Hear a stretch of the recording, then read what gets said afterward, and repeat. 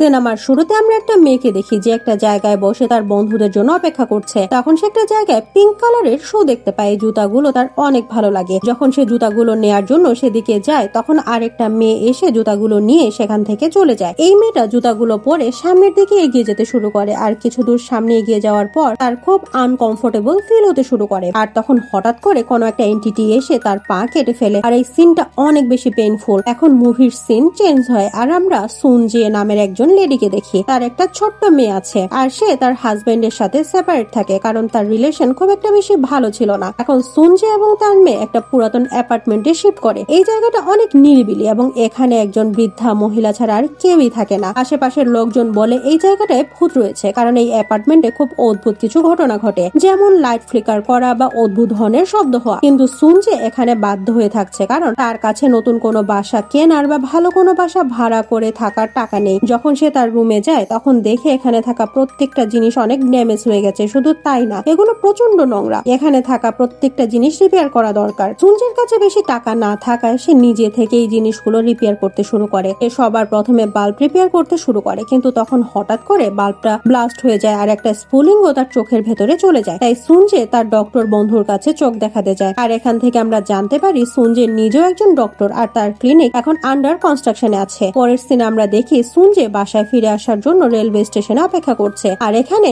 সেও সেই গোলাপি রঙের জুতাগুলো দেখতে পায়। জুতাগুলো অনেক সুন্দর, তাই সুনজে এদিক সেদিক তাকিয়ে সেই জুতার মালিককে খোঁজার চেষ্টা করে, যাতে সেই জুতাগুলো তার মালিককে ফেরত দিতে পারে। কিন্তু সে কাউকেই খুঁজে পায় না, তাই সে জুতাগুলো তুলে তার বাসায় নিয়ে আসে। বাসায় এসে যখন সে জুতাগুলো পরে তখন তার খুব আনকমফোর্টেবল ফিল হতে শুরু করে। সে কিছু ভিশন দেখতে পায়। একটা মেয়ে এই জুতাগুলো পরে নাচছে। মেয়েটা অনেক ভালো নাচে, যে জন্য ব্যাক স্টেজে থাকা একটা মেয়ে এটা দেখে অনেক হিংসা করে। সুনজের মনে হচ্ছে সে অনেক ক্লান্ত, তাই সে এসব দেখছে, তাই সে এটাকে ইগনোর করে। মিনভাইল সেখানে তার মেয়ে আসে। বাচ্চাটা জেদ করতে শুরু করে। সে তার মাকে বারবার এই জুতাগুলো তাকে পরতে দেওয়ার রিকোয়েস্ট করে, কারণ এই জুতাগুলো তার অনেক ভালো লেগেছে। কিন্তু সুনজে তার মেয়েকে জুতাগুলো পরতে দেয় না। পরের দিন সকালে সুনজে তার মেয়েকে স্কুলে রেখে এই জায়গায় যায় যেখানে তার ক্লিনিকটা বানানো হচ্ছে, আর এখানে তার সাথে একজন ছেলের দেখা হয় যে এই কনস্ট্রাকশন কাজ দেখাশোনা করছে। সুনজে তাকে বলে, তুমি সারাদিন এখানে কাজ করো, তোমার জন্য আমার অনেক খারাপ লাগে, তুমি প্লিজ আজকে আমাদের সাথে ডিনার করবে। অন্যদিকে আমরা দেখি সুনজের মেয়ে তার মা বাসায় না থাকার কারণে সেই জুতাগুলো পরার চেষ্টা করছে। এই জুতাগুলো তার পায়া থেকে অনেক বড় সাইজের, কিন্তু এখানে আমরা একটা অদ্ভুত জিনিস লক্ষ্য করি। বাচ্চাটা যখন জুতাগুলো পরে হেঁটে যাচ্ছিল তখন সেগুলো তার সাইজের হয়ে যায়, আর সেও সেই ভীষণ দেখতে পায় যেটা তার মা দেখেছিল। পরের দিনে আমরা দেখি এই ছেলেটা যখন ডিনার করার জন্য সুনজের বাসায় আসে তখন সুনজের মেয়ে অনেক রেগে যায়। সে তার মাকে বলে, এই ছেলেটাকে আমরা কেন বাবার সাথে থাকি না, তোমার বাবার সাথে এমন কি সমস্যা হয়েছে বলবে। এটা শুনে সুনজে অনেক রেগে যায় আর সে তার মেয়েকে এখান থেকে চলে যেতে বলে। তার মেয়ে এখান থেকে চলে যাওয়ার পরে সে সেই ছেলেটাকে বলে, আমার সাথে আমার হাজবেন্ডের সেপারেশন হয়ে গেছে। ছেলেটা খাওয়ার পরে যখন হাত ধুতে যায় তখন ছেলেটাও সে পিঙ্ক শু দেখতে পায়। যদিও সে ছেলে, তারপরেও তার কাছে জুতাগুলো অনেক ভালো লাগে। তার কাছে মনে হচ্ছিল জুতাগুলো পরে যদি সে হাঁটতে পারতো তাহলে অনেক ভালো হতো। অন্যদিকে আমরা দেখি সুনজে ঘুমের মাঝে সেই মেয়েটাকে স্বপ্নে দেখে। সে স্বপ্নে একটা কাপলকে দেখে যারা ব্রাইডাল ড্রেস পরে আছে। মাঝে মাঝে সে তার মেয়েকে দেখে যে একটা বিল্ডিং থেকে লাফ দিয়ে পড়ে যাচ্ছে, আর যখনই সে তার মেয়েকে থামানোর জন্য যায় তখন তার মেয়ের পা কেটে যায়। সুনজে এই ধরনের ভিশনে অনেক বিরক্ত হয়ে গেছে। এখন তার দৃঢ় বিশ্বাস এই জুতার সাথে নিশ্চয়ই এই ধরনের ভিশনের কোনো একটা সম্পর্ক আছে, তাই যখনই তার মেয়ে এই জুতাগুলো পরতে চায় তখনই সে তার মেয়েকে নিষেধ করে। সিন চেঞ্জ হয় আর আমরা দেখি সুনজের সে ডক্টর ফ্রেন্ড তার বাসায় আসে। যখন সুনজের বন্ধু জুতাগুলো দেখে তখন সেও একেবারে মেসমারাইজড হয়ে যায়। তার মানে তারও জুতাগুলো অনেক ভালো লেগেছে। যখনই সুনজে একটু দূরে যায় তখন তার বন্ধু এই জুতাগুলো চুরি করে এখান থেকে পালিয়ে যায়। কে জানে জুতাগুলোর মধ্যে এমন কি আছে যে একজন বন্ধু তার বাসা থেকেও চুরি করে নিয়ে আসে। যখন সুনজের বন্ধু এই জুতাগুলো চুরি করে পালিয়ে যাচ্ছিল তখন হঠাৎ করে তার মনে হচ্ছিল কেউ তাকে ফলো করছে। এমন সময় হঠাৎ করে পেছন থেকে কেউ একজন এসে তার ফেসের উপরে হাত রাখে আর চাপ দিয়ে তার চোখ উপড়ে ফেলে। এরপরে তাকে অনেক জোরে ধাক্কা দেয়, যে জন্য সে একটা বড় কাঁচের উপরে পড়ে এবং সেই কাঁচটা ভেঙে তার উপরে পড়ে আর সে শেষ হয়ে যায়। শুধু তাই না, এই জুতাগুলোর জন্য তার পা কেটে যায়। আর তখন হঠাৎ করে সেই গোলাপি কালারের জুতাগুলো সেখান থেকে কোথাও হারিয়ে যায়। যখন পুলিশ এই ব্যাপারে জানতে পারে তখন তারা ডেড বডিটা তাদের সাথে করে নিয়ে আসে আর তার বন্ধু সুনজেকে জিজ্ঞাসাবাদ করার জন্য ডাকে, কারণ সে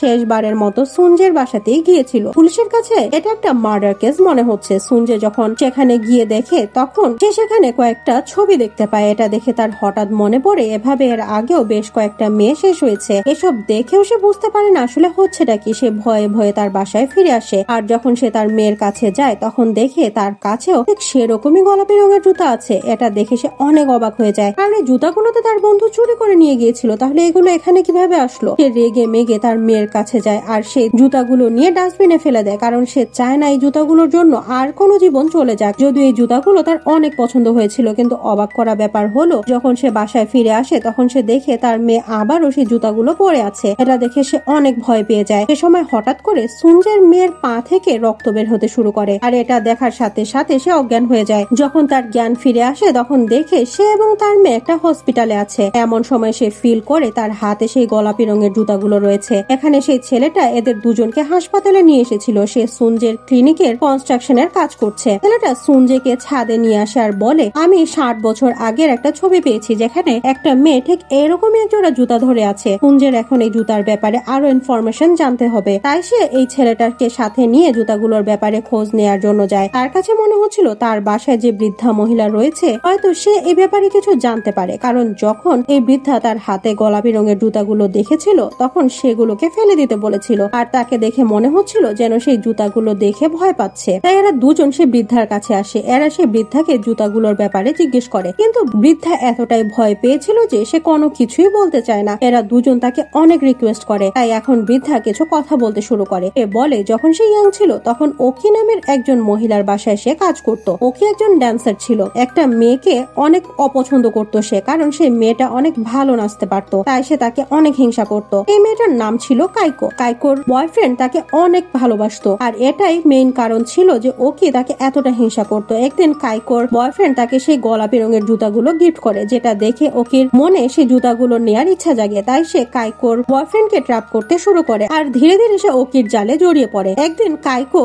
এদের দুজনকে একসাথে দেখে ফেলে আর সে সেখান থেকে চলে যায়, কিন্তু তার বয়ফ্রেন্ড তার রাগ ভাঙানোর জন্য তার পেছনে পেছনে যায়। যখন ওকি এটা দেখে তখন তার অনেক রাগ হয়। সে বুঝতে পারে ছেলেটা এখনো কাইকোকে ভালোবাসে, তাই সে রেগে গিয়ে কাইকোকে শেষ করে দেয়। শুধু তাই না, সে তার 2 পাও কেটে ফেলে। এরপরে তার গোলাপি রঙের জুতাগুলো হাতে নিয়ে জোরে জোরে হাসতে শুরু করে। যখন মেয়েটা মারা যায় তখন কাইকোর বয়ফ্রেন্ড সেখানে তার লাশ লুকানোর জন্য ওকিকে সাহায্য করে, আর এই বৃদ্ধা এগুলো সবকিছুই দেখেছিল। এরা জানতো না যে বৃদ্ধা সবকিছুই দেখে ফেলেছে। পরের সিনে আমরা ওকি এবং কাইকোর বন্ধুকে ব্রাইডাল ড্রেসে দেখি, তার মানে এরা দুজন বিয়ে করেছে, আর ওকি এই গোলাপি রঙের জুতাগুলোই পরে আছে। আর তখন কাইকোর সোল সেখানে আসে এবং এদের দুজনকে শেষ করে দেয়। এখান থেকে শুরু হয় একটা ভয়ানক যাত্রা।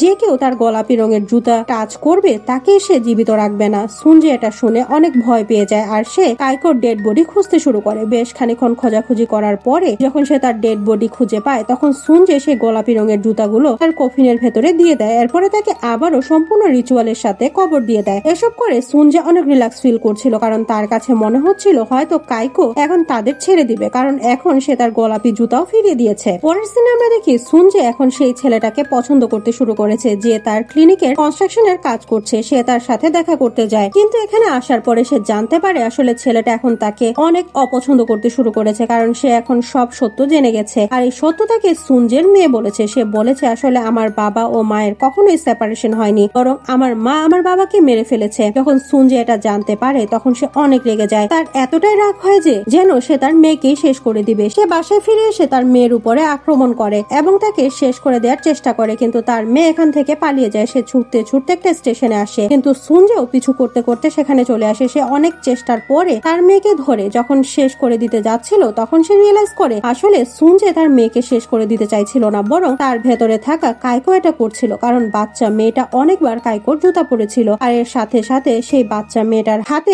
আবারও সেই গোলাপি রঙের জুতাগুলো চলে আসে। এটা দেখে সুঞ্জে অনেক ভয় পেয়ে যায়। সে কাইকোকে বলে, আমরা তো তোমার সাহায্য করেছি, তাহলে তুমি কেন আমাদের সাথে এরকমটা করছো? আমরা তোমার গোলাপি শু তোমাকে ফিরিয়ে দিয়েছি, তুমি প্লিজ আমাদের ছেড়ে দাও। তখন এখানে হঠাৎ করে কাইকোর আত্মা চলে আসে, আর এটা অনেক ভয়ানক ছিল। সে বলে, তোমার মাঝে ওকি আছে, তার মানে তুমি আগেই ওকি ছিলে সেই ডান্সার, আর তাই সে বৃদ্ধাও তাকে দেখে ভয় পেত। তুমি তোমার হাজবেন্ড, তোমার বন্ধু আর সেই ছেলেটাকেও মেরেছো, আর এখন তুমি তোমার মেয়েকে মারতে যাচ্ছ। তার মানে এটা কাইকো নয়, বরং ওকির আত্মা, যার জেলাসি এত বেড়ে গেছে যে সে এখন মানুষদের শেষ করে দিতে শুরু করেছে। আর এটা দেখি এই সিনেমাটা এখানেই শেষ হয়ে যায়। আমরা জানতে পারি না সুঞ্জের মেয়ের সাথে আসলে কি হবে, আর কাইকোর আত্মা কি ওকির আত্মার হাত থেকে তো দুজনকে রক্ষা করতে পারবে। অনেকগুলো প্রশ্ন রেখে সিনেমাটা এখানেই শেষ হয়ে যায়। সিনেমাটার এক্সপ্লানেশন কেমন লাগলো তা জানাবেন, সাথে আমাদের পাশে থাকতে ভুলবেন না। ভালো থাকবেন, সুস্থ থাকবেন, নিজের ও পরিবারের যত্ন নেবেন। আল্লাহ হাফেজ।